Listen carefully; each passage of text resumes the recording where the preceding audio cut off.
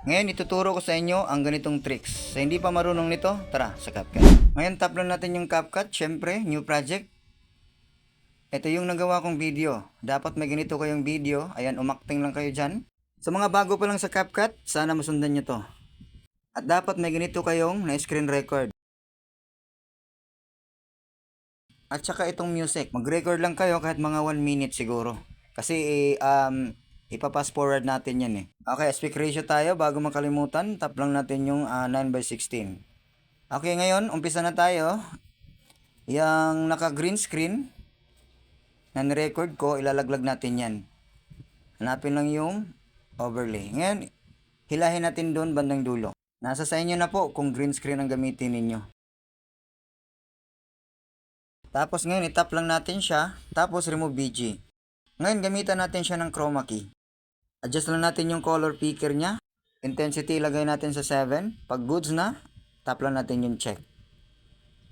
Ngayon dito, may arrow sa gilid, itap lang natin kay isa. Tapos, hanapin natin yung adjust. Hanapin natin yung HSL dito. Then tap natin yung green. Okay, yung saturation lang ang ilagay natin sa negative 100. Tapos tap na natin yung check. Then sa baba na check. Okay, ngayon i-set aside natin siya no sa bandang dyan sa may gitna. Ngayon maglagay tayo ng keyframe. Then sa unahan keyframe.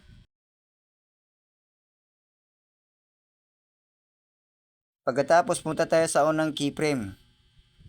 Then hanapin natin sa baba yung basic. Pwede naman yung i-drag natin sa kamay lang pero basic yung ginamit ko mga gar. Ngayon tap natin yung scale. Okay dito, akala ko ililiit ito eh. Ayan, iset aside natin siya bandang dyan sa puso mo. Nga eh. I-try natin. Okay, ganito ang resulta niya. Ngayon punta tayo sa unahan. Ayan yung na-record natin na music. Ilalaglag natin yan. Hanapin natin yung overlay. Then, hilahin naman natin dun sa unahan.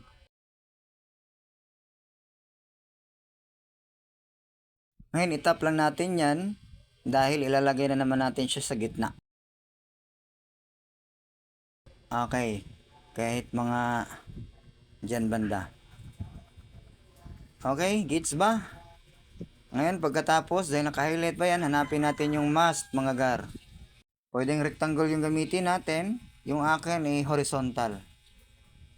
Okay, bawasan lang natin yung feeder niya. I-full feeder na lang natin siya. Then check. Ngayon dito, tap ulit natin yan. Tapos maglalagay tayo ng speed. Okay, kahit konti lang. Tap natin yung check. Ngayon, ang gawin natin, may arrow sa gilid, itap lang natin. Kaisa lang ha. Tapos hanapin natin yung duplicate. I-duplicate natin siya hanggang pantay siya sa unang clip. Ngayon dahil sobra man yung konti, i-drag na lang natin. Pwedeng i-split, pwedeng i-drag. Tap lang natin yung nasa baba, then i-drag natin. Okay. Okay, punta tayo sa unahan. Yung na-duplicatean natin, maglalagay tayo ng keyframe. Tap natin yung keyframe, then punta tayo sa unahan.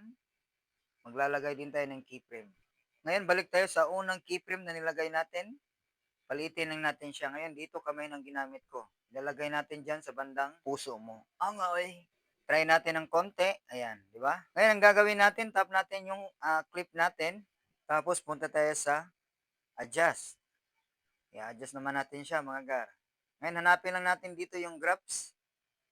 Okay, tap natin yung graphs. Okay, pula, tap natin. Okay, adjust natin dito. Depende sa inyo. Ayan. Yung green, ginalaw ko ng konti. Kung goods na, may check sa gilid, tap natin. Pati yung sa baba, itap natin.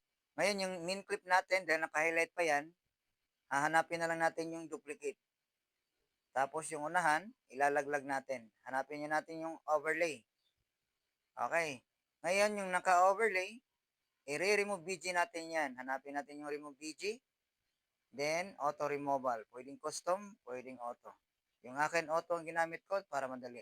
Pag green check na yan, maka-apply na siya. Tap na natin yung check sa gilid. Kung napapansin nyo, nasa likuran na, yung ginamit natin kanina na in-screen record. Di ba? Okay na ba? Wala bang problema mga gar? Yung mga baguhan pa sa tutorial ko, pwede nyo rin ako i-follow mga gar para updated kayo sa mga tutorial ko. Ngayon, di pa tayo tapos. I-export muna natin siya. Then, in new project natin siya mga gar. Itap lang natin yung done.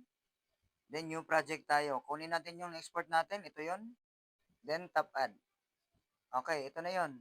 Ngayon, maglalagay lang tayo dito ng kunting effects mga gar. Okay, tap lang natin yung effects. Then, body effects. Tapos, search lang natin yung flash to. Okay?